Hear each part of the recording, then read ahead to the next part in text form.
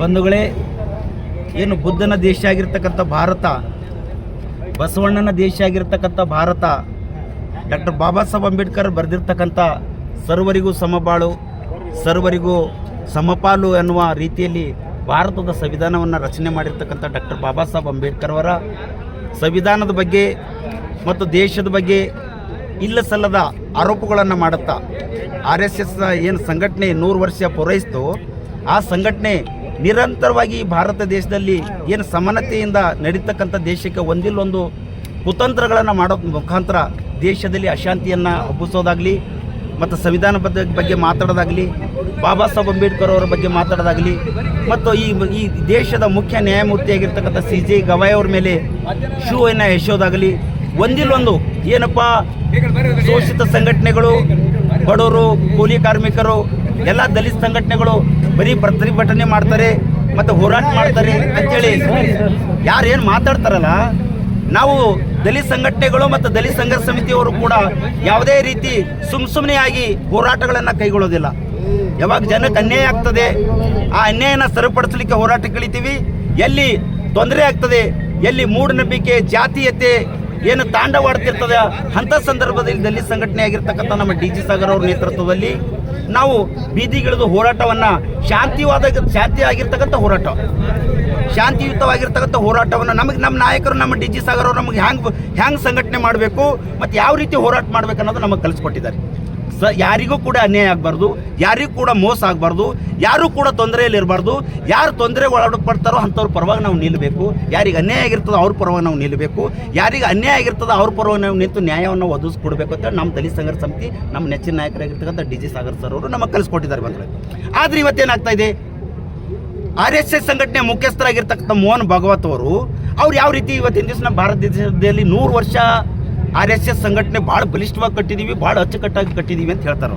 ಅರೆ, ನಿಮ್ಮ RSS ಸಂಘಟನೆ ನೀವು ಬೆಳೆಸಬೇಕಾಗಿತ್ತಲ್ಲ, ಎಲ್ಲರ ಕೈದಾಗ ಒಂದೊಂದು ಪುಸ್ತಕ ಕೊಟ್ಟಿಗೆ ಮೆರವಣಿಗೆ ಮಾಡಿಸ್ರಿ, ಎಲ್ಲರ ಕೈದಾಗ ಒಂದೊಂದು ಬಾಬಾ ಸಾಹೇಬ್ ಅಂಬೇಡ್ಕರ್ ಬರೆದಿರ್ತಕ್ಕಂಥ ಸಂವಿಧಾನವನ್ನು ಕೊಟ್ಟು ಮೆರವಣಿಗೆ ಮಾಡಿಸ್ರಿ. ಏನು ನೀವು ಲಾಠಿ ಕೊಟ್ಟಿಗೆ ಮೆರವಣಿಗೆ ಮಾಡಿಸ್ತೀರಾ? ಏನು ತಲವಾರುಗಳು ಕೊಟ್ಟು ಮೆರವಣಿಗೆ ಮಾಡಿಸ್ತೀರಾ? ಏನು ಭಾರತ ದೇಶದ ಬಗ್ಗೆ ಸಣ್ಣ ಮಕ್ಕಳಿಗೆ, ಕಾಲೇಜ್ ಓದೋ ಹುಡುಗರಿಗೆಲ್ಲ ಅವ್ರ ತಲೆಯಲ್ಲಿ ವಿಷ ಬೀಜ ತುಂಬುತ್ತೀರಾ? ಇದು ಸರಿಯಲ್ಲಲ್ಲ. ನಿಮಗೆ ಏನಾದರೂ ದೇಶ ಪ್ರಬುದ್ಧವಾಗಿರ್ತಕ್ಕಂಥ ಭಾರತ ದೇಶ ಆಗಬೇಕಾಗಿತ್ತು ಅಂತಂದ್ರೆ ಎಲ್ರಿಗೂ ಕೂಡ ನೀವು ನ್ಯಾಯ ದೊರಕಿಸ್ಕೊಡ್ಬೇಕು. ಆವಾಗ ಮಾತ್ರ RSS ಸಂಘಟನೆ. ನೀವು ಬರೀ ದಿನನಿತ್ಯ ಬೆಳಗಾದರೆ ಸಂವಿಧಾನದ ಬಗ್ಗೆ, ಬಾಬಾ ಸಾಹೇಬ್ರ ಬಗ್ಗೆ, ಯಾರು ಸಂವಿಧಾನದ ಬಗ್ಗೆ ಮಾತಾಡ್ತಾರೆ, ಯಾರು ಬಾಬಾ ಸಾಹೇಬ್ ಅಂಬೇಡ್ಕರ್ ಬಗ್ಗೆ ಮಾತಾಡ್ತಾರೆ, ಅವ್ರನ್ನೆಲ್ಲ ಅವ್ರ ಮೇಲೆ ಧುಮುಕು ಬೀಳೋದು, ಅವ್ರ ಮೇಲೆ ಹರಿಹಾಯೋದು. ಇತ್ತೀಚೆಗೆ ನೋಡಿದಾಗ ಪ್ರಿಯಾಂಕ್ ಖರ್ಗೆ ಸಾಹೇಬರು ಏನು ತಪ್ಪು ಮಾಡಿದ್ದಾರೆ? ಪ್ರಿಯಾಂಕ್ ಸಾಹೇಬರು ನ್ಯಾಯಯುತವಾಗಿರ್ತಕ್ಕಂಥ ಮಾತುಗಳನ್ನು ಇವತ್ತು ಆಡಿದ್ದಾರೆ. ಅವ್ರದ್ದು ಎಷ್ಟು ನೀವು ತಾಳ್ಮೆ ಅನ್ನೋದನ್ನು ಇವತ್ತಿನ ದಿವಸ ನೀವೆಲ್ಲ ಪತ್ರಕರ್ತರು ಬಾಂಧವ್ರು ನಾವು ನೋಡ್ಕೊಳ್ಬೇಕು. ಅವರು ಒಂದು RDP ಮಿನಿಸ್ಟರ್ ಆಗಿದ್ದಾರೆ, ಪಂಚಾಯತ್ ರಾಜ್ ಮಿನಿಸ್ಟರ್ ಆಗಿದ್ದಾರೆ, ಕಲಬುರಗಿ ಉಸ್ತುವಾರಿ ಸಚಿವರಾಗಿದ್ದಾರೆ. ಅವರಿಗೆ ಕರೆಗಳು ಎಂತಿಂಥ ಕರೆಗಳು ಬರ್ತಿದ್ದಾರೆ. ಅವ್ರ ತಾಯಿಯರಿಗೆ ಬೈತಾ ಇದ್ದಾರೆ, ಅವ್ರ ತಂದೆಯವ್ರಿಗೆ ಬೈತಾ ಇದ್ದಾರೆ, ಅವ್ರ ಅಕ್ಕ ತಂಗಿಯರಿಗೆ ಬೈತಾ ಇದ್ದಾರೆ. ಆದರೂ ಕೂಡ ಪ್ರಿಯಾಂಕ್ ಸಾಹೇಬರು ತಾಳ್ಮೆಯಿಂದ ಎಲ್ಲದಕ್ಕೆ ಉತ್ತರ ಕೊಡ್ತಾ, ಏನ್ರಿ ನಿಮ್ಮ RSS ಸಂಘಟನೆ ಇದೇ ಕಲಿಸ್ತದ ಅಂತೇಳಿ ಎಷ್ಟು ಚೆನ್ನಾಗಿ ಅವರಿಗೆ ಕನ್ವಿನ್ಸ್ ಮಾಡೋದ್ರ ಮುಖಾಂತರ ಮಾಡ್ತಾ ಇರ್ತಾರೆ. ಆ ಜಾಗದಾಗ ಯಾರಾದರೂ ಇದ್ರೆ ಎಷ್ಟು ಕೋಪ ಬರಬಾರ್ದು. ಆದರೂ ಪ್ರಿಯಾಂಕ್ ಖರ್ಗೆ ಸಾಹೇಬರು ನಾವು ಬೆನ್ನಿಗೆ ನಿಂದಿರ್ತೀವಿ. ಯಾವ ಜಾತಿವಾದಿ, ಕೋಮುವಾದಿ ಸಂಘಟನೆ ಆಗಿರ್ತಕ್ಕಂಥ RSS ಅನ್ನು ಬ್ಯಾನ್ ಮಾಡಬೇಕು.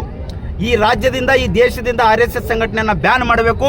ನಾವು ಬ್ಯಾನ್ ಮಾಡೋದ್ರ ಮುಖಾಂತರ ಪ್ರಿಯಾಂಕ್ ಖರ್ಗೆ ಅವರನ್ನು ನಾವು ಬೆಂಬಲಿಸುತ್ತಾ RSS ಅನ್ನು ಬ್ಯಾನ್ ಮಾಡಬೇಕು ಅಂತ ಹೇಳಿಸಿ ನಾವು ಆಗ್ರಹಿಸಿ ಇವತ್ತಿನ ದಿವಸ ಒಂದು ಕಲಬುರಗಿ ನಗರದಲ್ಲಿ, ಪ್ರಥಮವಾಗಿ ಕಲಬುರಗಿ ನಗರದಲ್ಲಿ ಇವತ್ತು ನಾವು ರಸ್ತೆ ರೋಕ ಕಾರ್ಯಕ್ರಮ ಮಾಡೋದ್ರ ಮುಖಾಂತರ ಒಂದು ಸಾಂಕೇತಿಕವಾಗಿ ಒಂದು ರಸ್ತೆ ರೋಕವನ್ನು ಮಾಡ್ತಾ ಇದ್ದೀವಿ.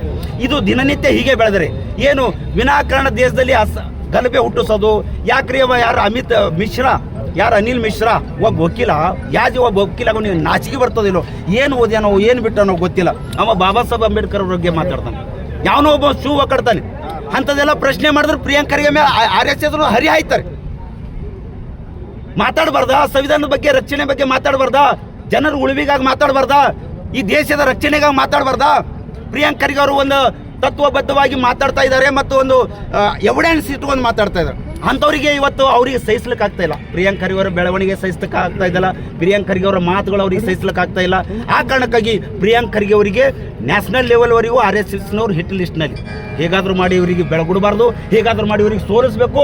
ಯಾರು ಬಾಬಾ ಸಾಹೇಬ್ ಅಂಬೇಡ್ಕರ್ ಬಗ್ಗೆ ಮಾತಾಡ್ತಾರೆ, ಯಾರು ಸಂವಿಧಾನದ ಬಗ್ಗೆ ಮಾತಾಡ್ತಾರೆ, ಅವರಿಗೆಲ್ಲ ಕುಗ್ಗಿಸ್ಬೇಕು, ಅವ್ರಿಗೆ ಏನಾದರೂ ಮಾಡಿ ದಬ್ಬಳಿಕೆ ಹಾಕಬೇಕು, ಧಮಕಿ ಹಾಕಬೇಕು ಅಂತ ಅನ್ನೋ ರೀತಿಯಲ್ಲಿ RSS ಕೆಲಸ ಮಾಡ್ತಾ ಇದ್ದೀವಿ ಬಂಧುಗಳೇ.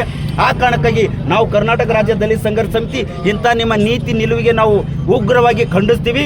ಇದು ಮೊದಲನೇದಾಗಿ ಕಲಬುರಗಿಯಲ್ಲಿ ಇದು ಏನು ಸ್ಟ್ರೈಕ್ ನಡೀತಾ ಇದೆ, ಇದು ಮುಂದೆ ಇದು ಗಂಡಮ್ ಆಗಲಿಲ್ಲ, ಕಡಿಮೆ ಆಗಲಿಲ್ಲ, ನಿಂತು ಹೋಗಲಿಲ್ಲ ಅಂತಂದರೆ ಇದು ರಾಜ್ಯಾದ್ಯಂತ ನಮ್ಮ ಸಾಗರ್ ಸರ್ ಅವರ DG ಸಾಗರ್ ಅವರ ನೇತೃತ್ವದಲ್ಲಿ ಇಡೀ ರಾಜ್ಯಾದ್ಯಂತ ಈ ಚಳವಳಿ ಹಬ್ಬುತ್ತದೆ ಅಂತ ಹೇಳ್ಕೊಂಡು ಇವತ್ತಿನ ದಿವಸ ನಾವು ಎಚ್ಚರಿಕೆಯನ್ನು ಕೊಡೋಕೆ ಬಯಸ್ತೇವೆ.